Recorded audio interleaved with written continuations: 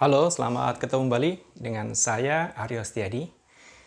Pada kesempatan kali ini saya akan berbagi mengenai belajar disiplin diri pada saat kita bekerja di rumah atau self-discipline when working from home. Bapak Ibu sekalian yang saya hormati, banyak orang yang mengeluh saat ini karena harus berdiam diri dan bekerja di rumah.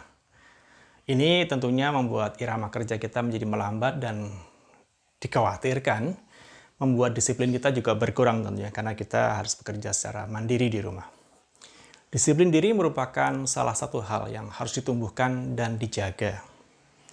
Beberapa tips untuk memulai belajar meningkatkan dan mempertahankan disiplin diri ada beberapa hal. Saya ambil 5 saja Bapak Ibu sekalian. Pertama, jangan menunggu motivasi datang, ya. Karena melatih disiplin harus datang dari diri kita sendiri. Jangan menunggu digerakkan atau mendapat motivasi dari orang lain. Motivasi orang lain memang perlu, tapi pada akhirnya akan kembali pada diri kita sendiri. Dan tetap melakukan kegiatan meskipun Anda tidak menyukainya, karena kadang-kadang kegiatan positif terus dimulai dan dipaksakan untuk kita harus melakukan menjadi suatu kebiasaan. Kedua adalah menahan diri dari segala godaan. Saat kita melatih suatu kedisiplinan, tentunya godaan pasti akan datang. Orang akan berkomentar, mengatakan kamu tidak akan bisa, tidak akan kuat dengan segala hal yang harus dilakukan. Dan itu biasa, sebagai hal yang awal. Jauhkan semua hal yang bisa menjadi godaan pada saat kita bekerja di rumah.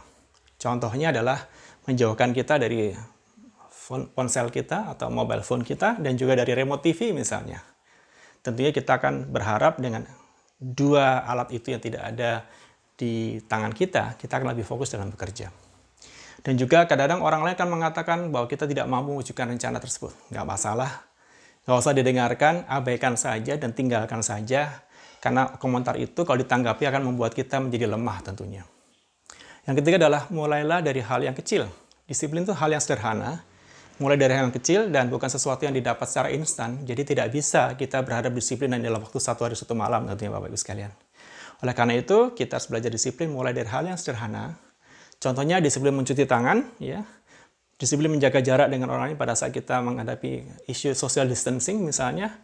Nah, karena disiplin ini adalah merupakan hal yang akan meningkat sejalan dengan ketika kita terbiasa melakukannya sehari-hari atau melatihnya. Keempat, fokus pada target. Tentunya kita tahu bahwa target itu harus jangka panjang dan ditetapkan batas waktunya atau tenggat waktunya. Karena harapan dan tenggat waktu itu biasanya akan membuat kita lebih termotivasi untuk meningkatkan kedisiplinan diri kita. Terakhir adalah visualisasikan target Anda dan ambil inspirasi dari idola Anda. Setiap orang punya idola, setiap orang punya satu figur yang akan dijadikan contoh. Nah, visualkan hal itu.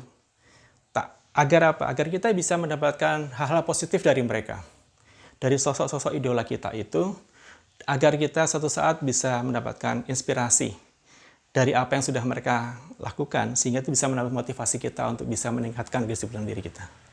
Itu saja dari saya. Jangan lupa like, subscribe, and share channel saya. Sukses buat Anda. Terima kasih.